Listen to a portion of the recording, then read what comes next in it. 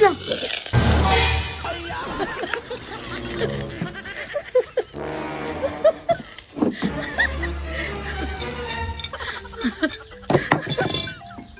Ay, hindi punggol. Nagkurayan eh.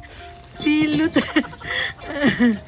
Te, nagluto ko. Gutom na ko ba? Halinabi ko to sa piyak. Basta lang kung di ko nagalin So pag-abot ko ng may na-remember ko may aragali ko sang gurayan nga bakal bakal kong radish ba.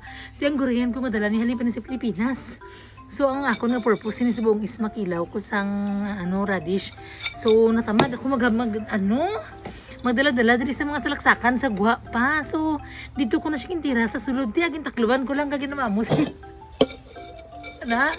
Tapos di ko na siya kinbuksan kundi luto man siya. Medyo nagkaginglaan sa dalom niya pero okay na na. Maabot namin sa angkol sa abi. 1 hour na lang maabot na ba ako. Kung buksan ko niya sulod, medyo magbahog siya.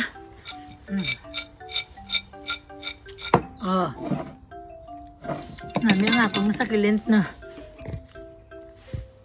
Basi kasilip lang amon piyak balayaw tapos ito sa ni. Ready na nga akong nagurayan nga may aras ang radish. Kaon tate. Very nice. Tapos may ara kita diri sang painit. Ako karon te, napansin ko daw pila na siya ka-days nga nakaon ko sang rice, ginagmay na lang siya. Tapos pang lunchtime lang, pang gabi, kag pang aga, wala ko kakaon sang rice. So tinan niyo sa nagliwang na ko. Daw, and I'm talking. Tingnan tita.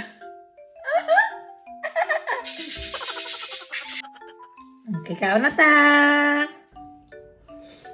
Sang una ti magkaon ko, itong ari sa nanay diya. Ang amo niya kanon, sinsilyo pa lang sa akin. Karon kung kaisan, di ko na siya maubos.